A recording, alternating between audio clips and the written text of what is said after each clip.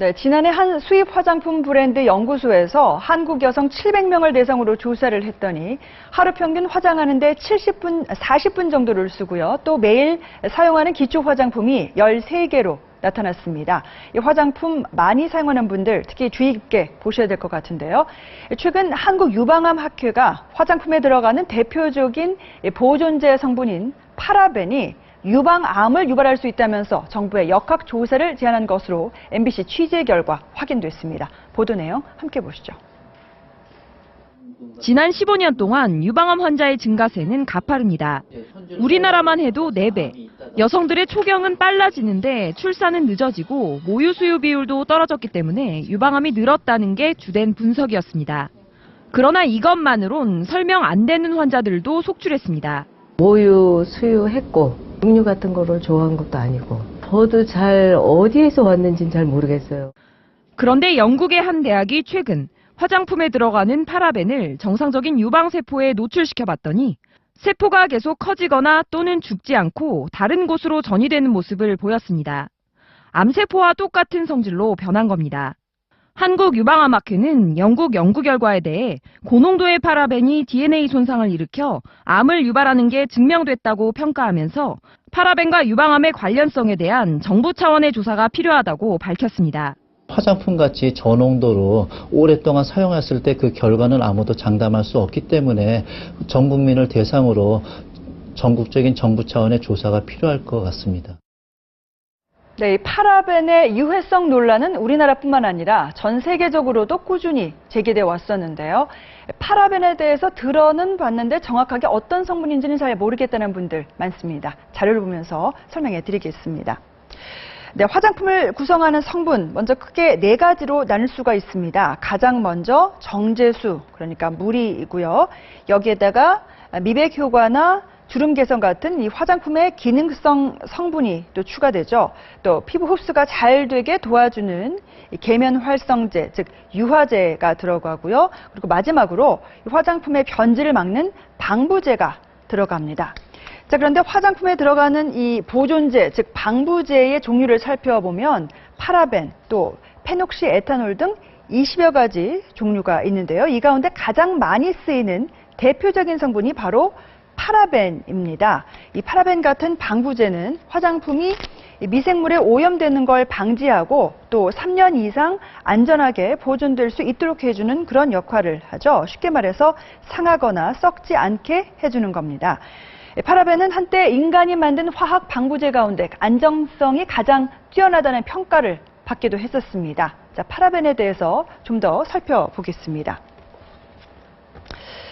네, 이 파라벤은 1920년대 미국에서 개발됐는데요. 화장품뿐만 아니라 치약, 샴푸, 또 의약품 등 이 다양한 품목에 매우 폭넓게 사용되어 왔습니다. 자, 그런데 10여 년 전부터 영국과 유럽을 중심으로 파라벤의 안전성 논란이 제기돼 왔었는데요. 파라벤이 체내에 들어가면 여성 호르몬인 에스트로겐과 유사하게 작용을 하면서 호르몬 교란을 일으키고 또 암을 유발할 수도 있다. 이런 문제가 제기된 거죠. 자, 그런데 파라벤이 실제로 암을 유발하는지 그 인과관계는 아직까지 밝혀지지 않았습니다. 하지만 유력한 증거들이 여럿 발견되면서 유럽에서는 이 파라벤 허용 기준을 점차 강화하고 있는 그런 추세인데요. 자, 유선경 아나운서, 이 파라벤에 대한 규제, 유럽과 우리나라의 이 규제 기준이 다르다고요? 네, 그렇습니다. 이 방부제 성분은 파라벤은 종류가 다양합니다.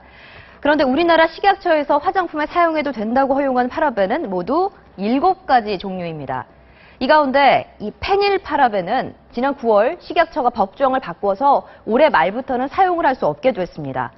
자, 나머지 6종류를 살펴보면 이 메틸파라벤과 에틸파라벤은 유해성이 상대적으로 덜한 반면에 이 프로필과 부틸은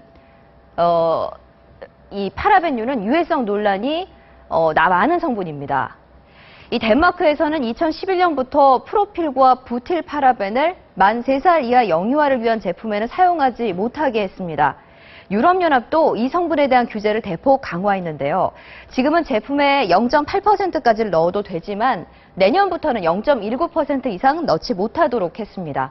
하지만 우리나라는 아직까지 0.8% 이내 함유량이면 안전하다는 입장을 고수하고 있는 상황입니다. 또 이소프로필과 이소부틸 파라벤의 경우에는 유럽연합에서는 이번 달부터 아예 사용을 완전히 금지시켰습니다. 그러나 우리나라는 이 두 종류의 파라벤에 대해 역시 0.8% 기준 이하라면 안전하다는 입장입니다. 다만 유럽연합의 금지령을 의식했는지 식약처에서 다시 한번 위해성 평가를 진행해 내년 6월까지 완료하겠다는 계획을 발표했습니다. 이 파라벤을 두고 체내에 축적이 된다, 안 된다. 과거에는 전문가들 사이에도 의견이 분분했습니다. 하지만 최근에는 이 파라벤을 장기간 사용할 경우 체내에 축적될 수 있다는 가능성을 보여주는 연구들이 속속 나오고 있는데요. 영상 함께 보겠습니다.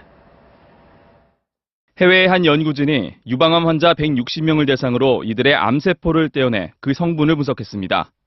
그런데 이들 암세포의 99%에서 파라벤 성분이 공통적으로 검출됐습니다. 주로 겨드랑이 쪽에서 검출됐는데 당시 연구팀은 얼굴로 흡수된 화장품의 파라벤 성분이 겨드랑이 림프절에 모였다고 추정했습니다. 또 의학과 약학, 생물학, 보건학 등 각 분야의 독성 전문가 1000여 명이 모인 학술단체인 한국독성학회는 치약과 칫솔질 등 입을 통해 섭취된 파라벤의 양은 화장품 등 피부를 통해 흡수된 파라벤의 양보다 훨씬 적다며 입으로 섭취한 파라벤은 피부로 흡수된 파라벤과 달리 빠르게 분해된 뒤 소변으로 배출되기 때문에 몸 안에 거의 남지 않는다고 밝혔습니다.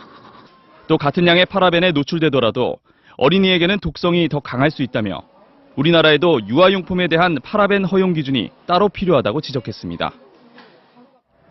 전문가들은 여성들이 과거부터 오랜 기간 이 파라벤 성분이 포함되어 있는 화장품을 사용해 왔고 또 가짓수 또한 계속 늘고 있기 때문에 시간이 갈수록 위험에 노출되는 여성도 크게 늘 것으로 경고하고 있습니다. 화장품을 보다 안전하게 사용하는 방법이 무엇일지 함께 모색하는 게 시급해 보이는데요. 자, 유성경 아나운서 어떤 방법들이 있을까요? 좀 소개해 주시죠. 네, 먼저 우리나라는 지난 2008년부터 화장품 전성분 표시제를 시행하고 있는데요.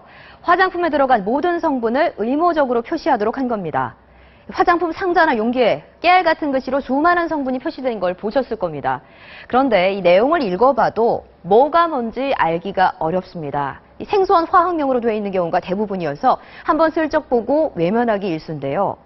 대체적으로 읽기 쉽고 이해하기 쉬운 성분명이 많을수록 안전한 화장품일 가능성이 높다고 합니다. 천연 성분의 경우 동백 오일, 라벤더 에센셜 오일, 해바라기 추출물 등 대개 읽고 이해하기가 쉬운 이름으로 되어 있습니다. 이 때문에 비슷한 제품 서너 개가 있다면 각각의 성분 표시를 비교해보고 천연 성분이 더 많은 걸 고르는 것도 방법이 될 수 있습니다. 또 여성환경연대가 만든 톡톡이라는 인터넷 사이트에 접속하면 화장품에 들어가는 7,000여 개 화학 성분의 유해성 정보를 확인할 수 있습니다. 성분의 유해성 정도에 따라서 이 녹색과 노랑, 빨간색 이렇게 세 단계로 나눠서 알려주는데요. 이 빨간색 성분만 피하더라도 보다 안전한 화장품 사용이 가능해지겠죠.